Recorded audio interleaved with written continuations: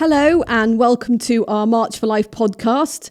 I'm joined today in the studio by Rachel Mackenzie from Rachel's Vineyard. So welcome, Rachel. Thank you. Thanks for having me, Isabel.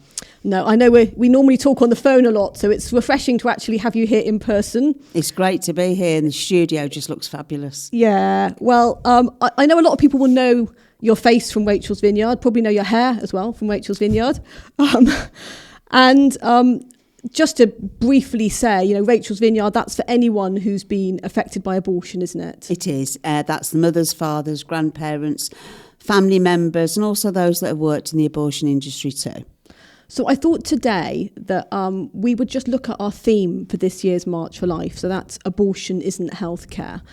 And maybe with the experience that you've got, I know you've been through abortions yourself, and then the experience that you've got working with so many women and men who've been affected by abortion, you could maybe just help us, unpick this theme a little bit and look at what that really means. So I think it makes sense to start with the, if we're looking at abortion isn't healthcare, let's look at pregnancy itself. And, obviously what pregnancy is, it's that new child that's, in the womb of the mother. Is there any way that abortion can be healthcare for that child? I mean, it sounds like a kind of rhetorical question, but I think we need to address that. Anything particularly that you can say on this? Yeah, I think when you were talking there about abortion being healthcare, my first thought was it is the only medical procedure where somebody has to die for it to be a success, and who dies? The baby dies every time. And so how can this be healthcare? I know sometimes when people are looking at, abortions for medical reasons, will say like, my child has got a heart defect or it's been diagnosed with a particular condition or a particular disease. Abortion is often presented as some sort of remedy for this. And I know, parents are actually told this is the responsible thing to do, your child's suffering. It seems a very strange way of solving a health problem to eliminate the child. Definitely, couldn't agree more that this just doesn't solve the problem at all. When I think about my own dad, who was schizophrenic, and he was diagnosed with COPD, and he was told he'd got very little time left. At no stage did any doctor or did I think, do you know what, well, let's just kill him now. So why couldn't I have, the most time I needed to have with my dad here? Why would killing my dad have been a good solution to that? And it's the same with the baby in the womb. Why end that life prematurely when, okay, you might only hold your child for an hour or 3 hours, but with the first... it'll be the only thing you ever remember. Yeah. And I know when I've spoken to women who have had that limited time, dads as well, that has been so precious to them. They've got, photos and footprints and, it's had a, such a long-lasting effect on their heart. Just those few moments that they've had with a child. Definitely. I remember this one woman came to Rachel's Vineyard and she was in that position where this was sold as, this is the best you can do.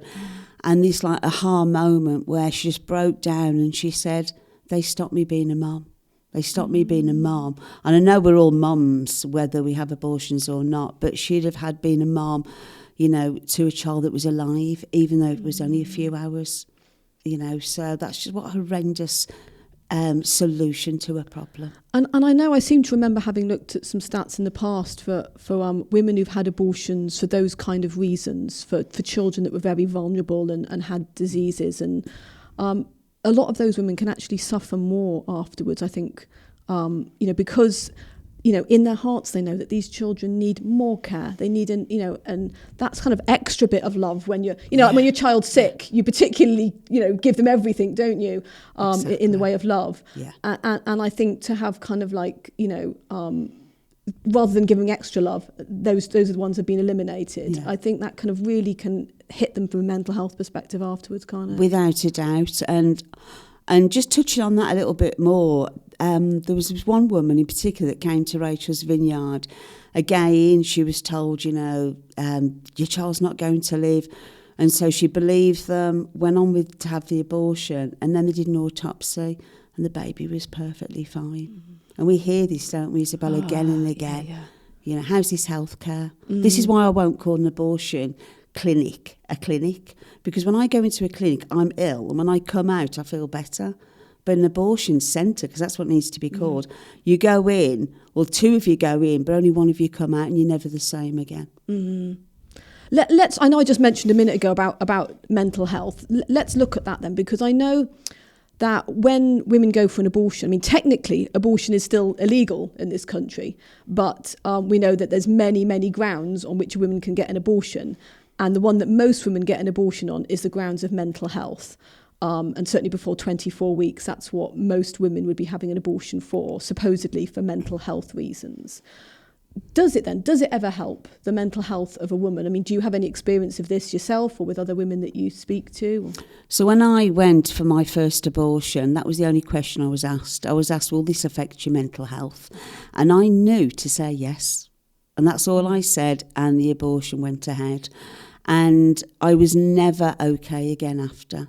You know, and when I look at the people that come to Rachel's Vineyard, the men and the women and even the grandparents, their mental health dramatically is affected negatively because of the abortion experience, not through being pregnant.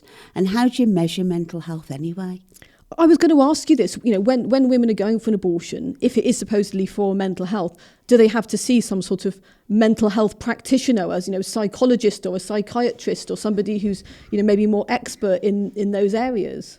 You actually only see a counsellor, because what they're actually just in front of them isn't even a counsellor, it's just somebody who's going to have a chat with them. They don't see a doctor, a psychiatrist, a therapist, nobody. And that's the ones that see anyone at all. Absolutely. I mean, as we know with pills by post, it's just a phone call. You'll just be talking to these people, let alone seeing them.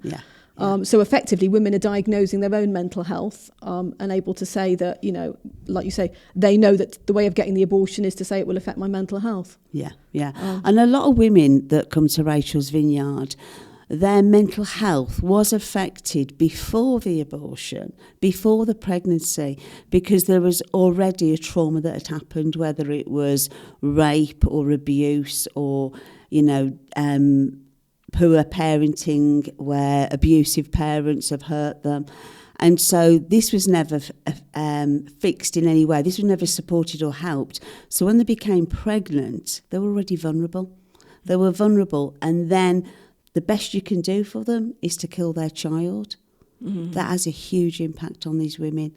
You know, that they end up with PTSD, they end up with nightmares. Lots of them have nightmares. I remember one woman telling me, I think the most common nightmare is running around the house looking for a child and can't find the child.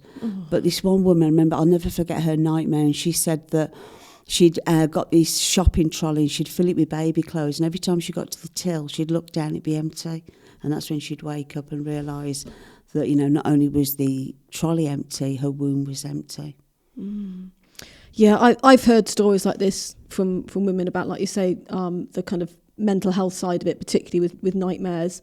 You know, and I know of some women who've had, like, you know, really serious mental health repercussions, like suicidal ideation and things afterwards. I presume, you know, this is what women that you see will also be experiencing? Definitely. And we talk about suicidal ideation before and during Rachel's Vineyard.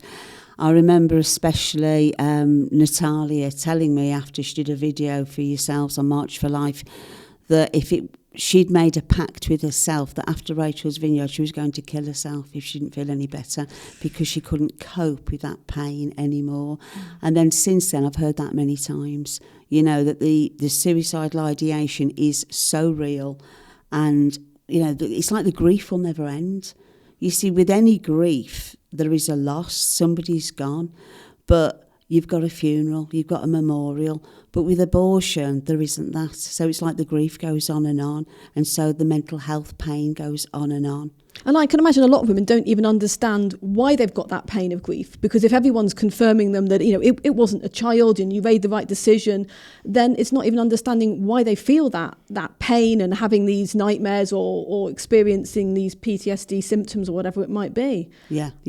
I hear lots of women on and men, but especially women on Zooms. I have one-to-one Zooms when they first contact me, and I actually see their shoulders go down and like a sigh of relief when I say, you know, you're grieving.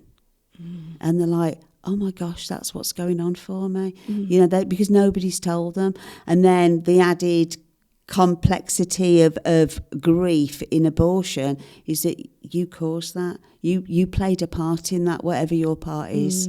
So that complicates What's it about more. then, Rachel? Because I know we do hear about people who say, well, yeah, it did help my mental health. I felt, relieved or happier after I'd had my abortion. And I'm, looking back, I'm very glad I had it. We've heard of people saying these sort of things. Again, is that something that you experienced, or do you know others who've experienced these kind of things? Yeah, so for both my abortions, my first emotion was relief. I was relieved. You see, I had a problem. I didn't want to be pregnant. So I felt like I didn't want to be a mum. And so I thought this would solve the problem. And so I went straight into relief, and many people go into that relief stage, which is actually the first stage of grief. It's denial. And so often people come to Rachel's Vineyard. I'm always happier to hear, people that contact me after a few months that they recognise immediately. Like Natalia, for instance, immediately contacted me because she saw her baby in the toilet. So immediately she couldn't go into denial because she knew that she'd lost her precious son. And so very much that these women usually take up to 10, 20, 30 years to contact me. I did a retreat back in February, and 8 out of the 10 people there were over 60. So it's just a stage of grief when they say, yeah, I'm relieved. Yeah. And what you're saying really resonates with me, because I'm thinking, if someone had, maybe been struggling with postnatal depression, and in a fit of, anxiety or despair or something one day, they did something terrible and smothered their child. If afterwards they said, I can't believe what I've done, I wish I'd got help, I would at least think, okay, you're now in more of a sound mind. But if they then said, actually, I'm glad what I did was right, I think it's good that my child is dead, then we'd be thinking, well, something's radically wrong here. And in a way, it's the same principle with someone who's had an abortion. If afterwards they can reflect and think, now I realise that wasn't the right thing, I should have reached out for help, at least it shows now that their mind and they're working as they should.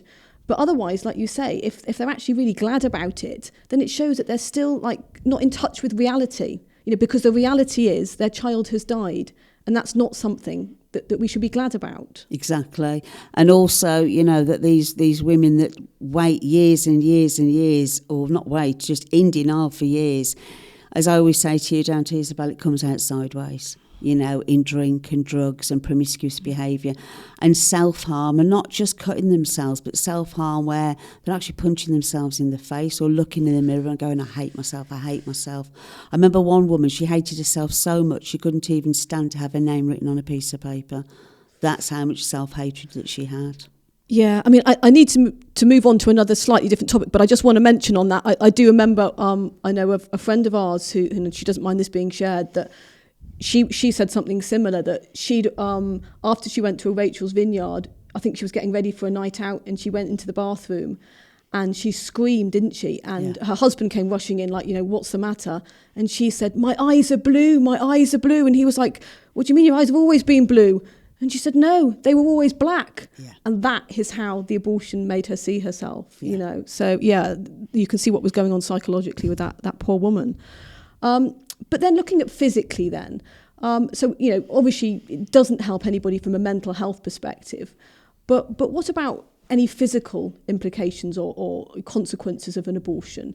Is that something that either you or others that you speak to have experienced? Yeah, I know that I would say nearly everybody that comes to Rachel's Vineyard tells me about the blood loss. And the amount of blood that they lose, that they think they're dying because nobody's told them. And some of these women have had heavy periods, things like that before. They know what blood loss looks like. But it's like the hemorrhaging, to another level. So this does impact people physically, immediately like that. And for some, like myself, my second abortion was very much a botched abortion, and I couldn't have children after that. So my womb became a tomb. So for me personally, and I know many others that can't have children, others that went on to have a significant amount of miscarriages after the abortion. I remember a lady that came to Rachel's Vineyard, she had one abortion and then went on to have about 7 miscarriages, 6 or 7. And it's, well, there has to be a link there. And I think one of the particular concerns I have about this is if you look on abortion providers' websites, so if we look on like BPAS, NUPAS, MSI, if you look on their websites, they actually don't mention any of the risks, the physical risks that there are with abortion. Yeah. You might find some of that if you look on the NHS website somewhere, but on the abortion provider's website, there is nothing to say about those risks. And yet, we all know that these, in fact, I know there were some studies done by Kevin Duffy that I think it's on Percuity.blog. You can look at and see them. And they actually show through freedom of information requests that he got from hospital trusts that I think it's 1 in 17 women who have a medical abortion ended up in hospital with complications. And if it really is healthcare, then why are women not told about risks? Because, I remember a while ago, my mum had a tumour when she was going to have it removed. She was told what any risks were associated with that, and quite rightly so. If this is healthcare, don't women need to know the risks associated with it, like there is with other healthcare? So in one way, it's branded in that bracket of healthcare, but like I say, in other ways, it's not being treated like that at all. Exactly. And why is healthcare happening in your own home? Like I remember one of the women that you videoed, and she said when, her safe place, her home now is a place where she'll always remember that's where the abortion took place. Why is healthcare now in your own home with no medical help or support? Like you say, 1 in 17. Yeah, we've gone back to backstreet abortions, haven't we? People Absolutely. Keep saying, we don't want to go back there. We're already there. We're there already. Yeah. I don't think this would be complete if we hadn't maybe just touched on men as well, because I know they're often left out of this topic of abortion. And I know certainly with the amount of men that come to Rachel's Vineyard, we know that they can't be. So obviously we know men physically aren't affected by abortion, but what about just before we round up from a psychological or a mental health perspective, is that something that affects men? Hugely, to answer it quickly, hugely. When I think about Theo and Pio that have done videos, and Anne Hill, and many, many more men that haven't come forward, but I know their stories, their voice was taken away, and they still have the same backstories of vulnerability before their abortion experience, which had a huge impact on them, and their own identity as a man and as a father was taken away from them. This impacts men on such a deep level, and thank God for the men that come to Rachel's Vineyard, because they have such a healing presence on the women that are very much hurt by men, and that the men being there, they're like, okay, men do care, this does impact men too. I think it's been so encouraging, like some of the men that you just mentioned, and I know that all the people that you mentioned have given permission for their names to be brought up. Some of these have spoken out and shared their testimonies, and I think particularly with the men, that's so helpful, because sometimes this can be a problem, can't it, that men will keep this to themselves and just think that it's something that I just need to kind of swallow and suppress. Whereas actually sharing those kind of testimonies, as long as they've had that healing themselves, can actually be really helpful for other men to hear. And to recognise that actually they're not alone in that, and it's quite right to feel that grief and sadness after their child has died. Yeah, I know that one thing that really has a huge healing, sort of moment at Rachel's Vineyard is when women say, "I'm a mum." And I remember one man in particular, he was so broken by what he'd done to these women and so distraught about it. And when he eventually could put all that down, look at what he'd done, put it down, the moment he recognised that he was a dad, everybody in the room was just in bits. And he was like, it just came alive again. I'm a dad. Because he didn't even see that because of, the world that says this is just a woman's issue, nothing to do with men. Yeah, I mean, and ultimately, if we're looking at this issue of healthcare, I think what we've really got to understand, it's the truth that heals, and thank you very much for the work that you do that really helps people in such a compassionate way to come to terms with the truth. and rather than denying that and living in that permanent state of denial. So I definitely encourage people to get in contact with you and with Rachel's Vineyard to make sure that they've got that healing that they need to be able to live in peace with themselves, which is so important for our mental health. So thank you very much for joining us today for this podcast. Please do like it and share it. And if you've got any comments of what we can discuss on future podcasts, please do pop that in the comments, or send us an email, go through our website. But it's been lovely to have you here today with us, and thanks for joining us and giving us this time.